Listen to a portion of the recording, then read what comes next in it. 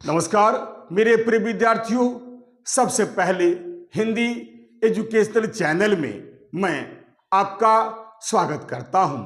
आज मैं आपके समक्ष छायावादी कवि श्री सूर्यकांत त्रिपाठी निराला द्वारा रचित राजे ने अपनी रखवाली की शीर्षक कविता से संबंधित कुछ प्रश्न उत्तर को लेकर आपके समक्ष उपस्थित हुआ हूं।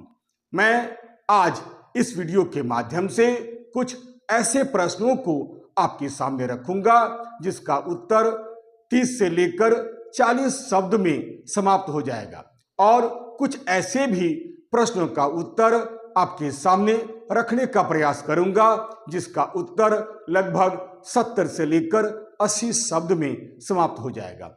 अतः इस वीडियो को आप शुरू से लेकर अंत तक जरूर देखने का प्रयास कीजिएगा।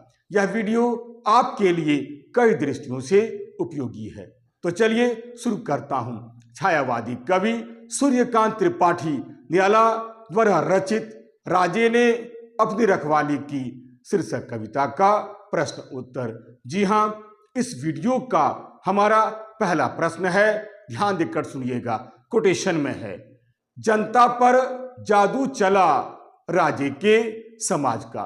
कोटेशन बंद। जी हां, हमारा प्रश्न है, उपर्युक्त पंक्ति किस कवि की किस कविता से ली गई है? इस पंक्ति का अर्थ स्पष्ट कीजिए। जी हां, इसका उत्तर हम कुछ इस प्रकार लिखेंगे। हमारा उत्तर होगा, राजे ने अपनी रखवाली की छायावादी कवि श्री सूर्यकांत त्रिपाठी निराला द्वारा रचित एक बड़ी ही सुंदर कविता है। जी हां, इसके बाद हम लिखेंगे, प्राचीन काल के राजा बड़ा ही खुशामद पसंद व्यक्ति हुआ करते थे, इसलिए उन्होंने अपने दरबार में खुशामद करने वाले लोगों की भीड़ इकट्ठी कर ली थी। जैसे उन्होंने अपने दरबार में सामंत, ब्राह्मण, कवि, लेखक, नाटककार तथा इतिहासकारों को भी स्थान दिया ताकि ये सभी लोग राजा के आदेश पर चले और राजा की खूब बड़ाई करें। ये सभी लोग राजा के हाथ की दरअसल कठपुतली बने हुए थे और इसका परिणाम यह हुआ कि जनता पर राजा और उसके अपने खुशामदी आदमियों का ही जादू चलने लगा, अर्थात उन्हीं की जन समाज में प्रशंसा होने लगी, चारों तरफ उनकी जय जयकार होने लगी, यानी राजे के समाज में उनकी जनता पर जादू चलने लगा। आइए अब इस वीडियो का दूसरा प्रश्न। हमारा दूसरा प्रश्न है, कोटेशन में है, लोक नारियों के लिए रानियां आदर्श हुई।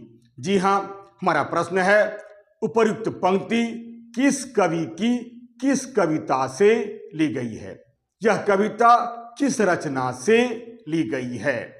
इस पंक्ति का भाव स्पष्ट कीजिए। जी हां, इस प्रश्न का उत्तर कुछ इस प्रकार होगा।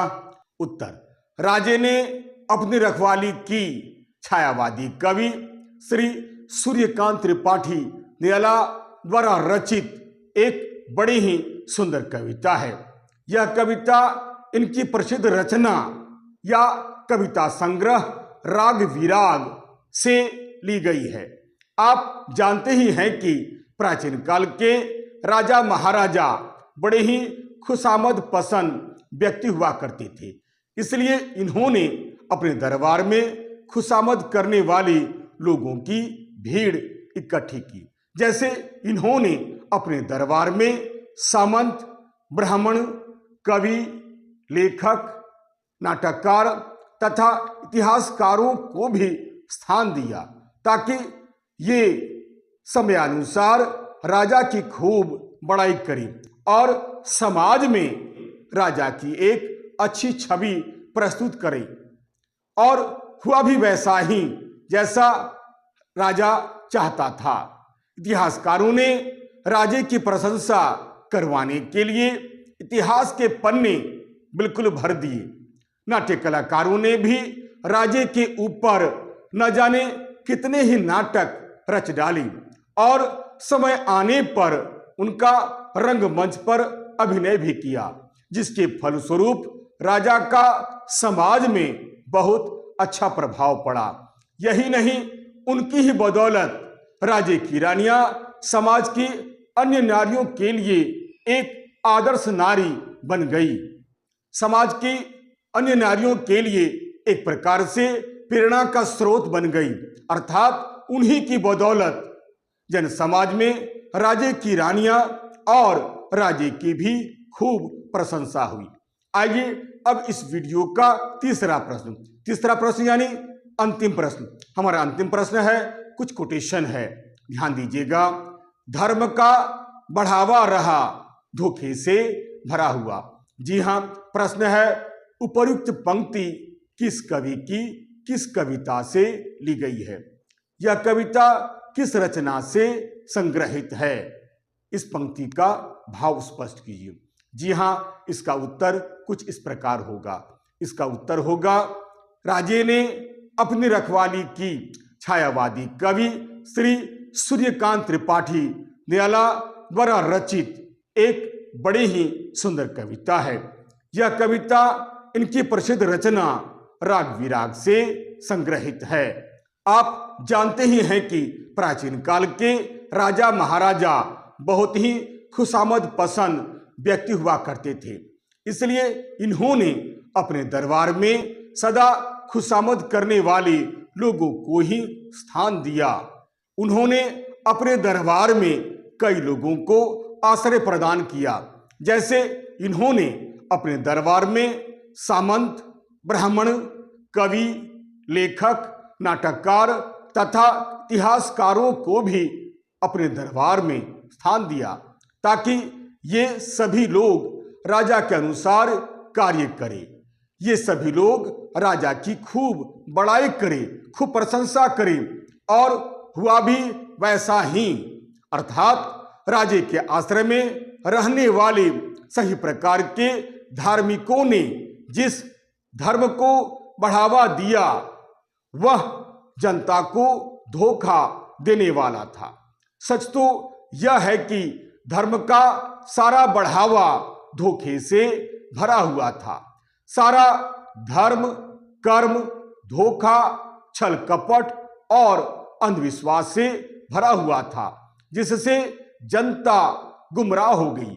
उन्हें सत्य का पता ही नहीं चला और राजा ने अपने स्वार्थ को सिद्ध किया। यहां इस पंक्ति का यही अर्थ है। आशा करता हूं आप इस वीडियो के माध्यम से इन तीनों प्रश्नों का उत्तर कैसे लिखा जा सकता है, इसे आपने अच्छी तरह से समझ लिया है। आशा करता हूं यह वीडियो आपके लिए कई दृष्टियों से महत्वपूर्ण सिद्ध होगा। यदि आपको यह वीडियो अच्छा लगता है, समझने योग्य लगता है, तो आप इसे लाइक करें, शेयर करें और सब्सक्राइब करना बिल्कुल नहीं भूलें। तब तक के लिए नमस्कार, धन्यवाद।